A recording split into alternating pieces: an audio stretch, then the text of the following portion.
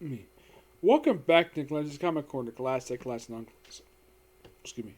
This is episode number 1781, Doubleshot number 1675. I have one image trade and a DC trade.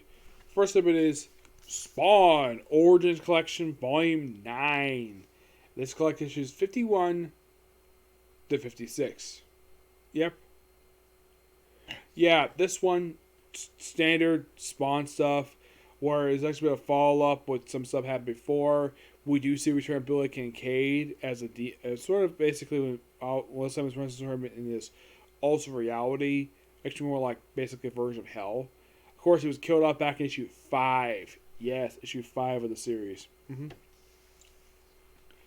Yep, and yeah, and also in this story here, these issues here, we finally have Spawn reunited with Terry Fitzgerald, and he's not trying to shoot him; he just hugs him at the end of this thing. Of course, Tom McFarlane is being very much the writer of these issues, obviously. Oh, and these issues came up period of August 1986 to, let's see, when was issue 56?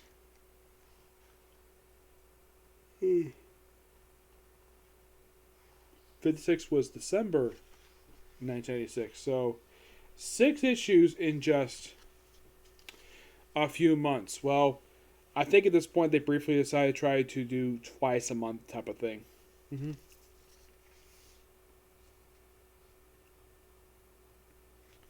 Yeah.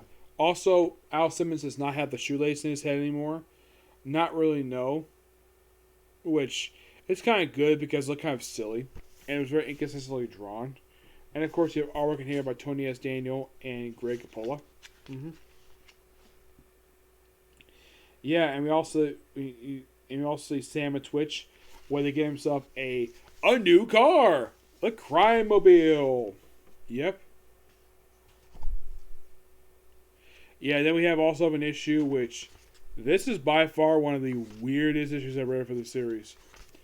Where the thing is, we have Al Simmons, aka Spawn, manipulated by some goblins to fight Savage Dragon.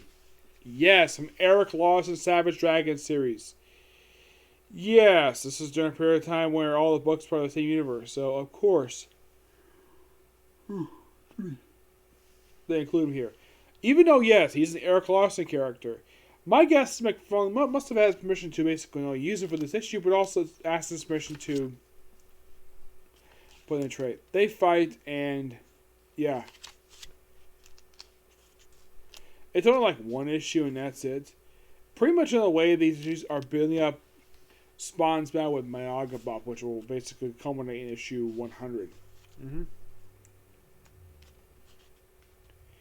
Yeah, and then eventually Spawn gets back his mask, meets a version of one that's not really her.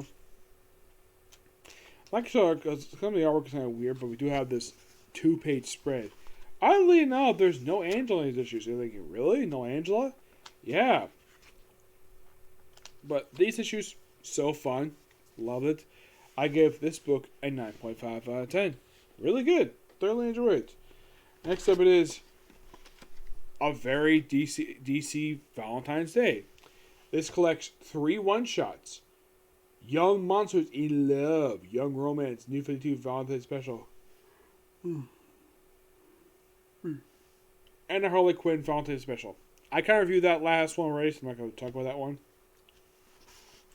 These are your writers for all 3 of these one-shots. You have Cecile Castanelli, Amanda Connor, Annie Dickel, Paul Dini, Rafe Fox, Phil Holster, Kyle Higgins, Colin Kelly, Alyssa Kelsey, Jason Lozing, Peter Mulligan, Ann Vicente, Steve Rolando, Jim Palmiotti, James Robinson, Mark Russell, Marguerite Scott, and Tim Seeley.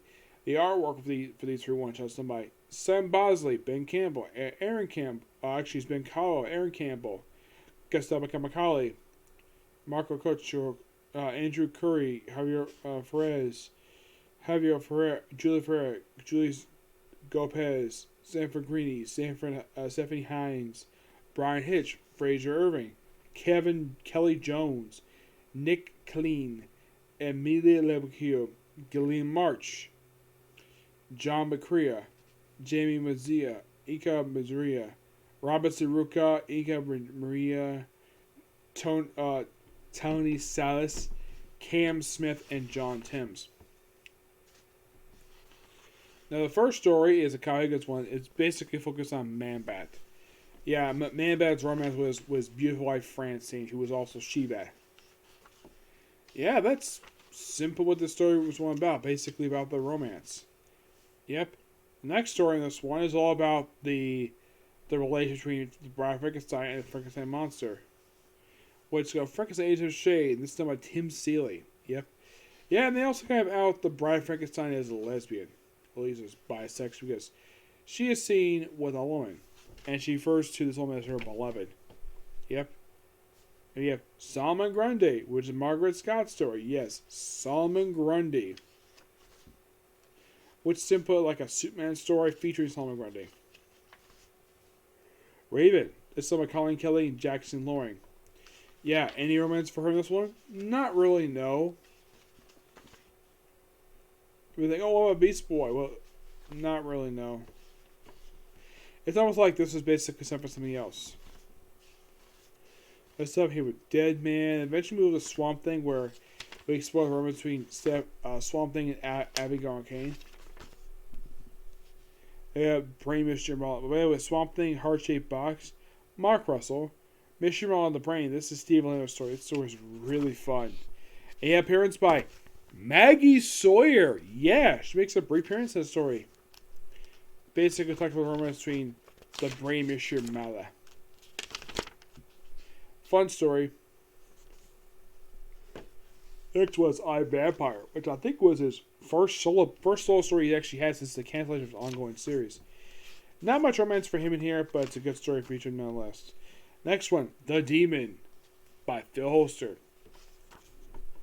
Not much romance to him per se, but just saying they gave him a story.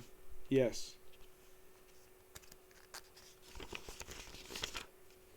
Next one came The Creature Commandos. Yes, The Creature Commandos.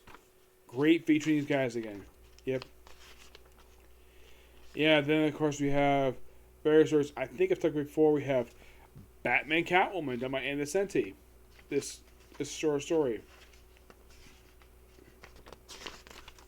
Yep. And there's also a story in here with Barbara Gordon. Yep.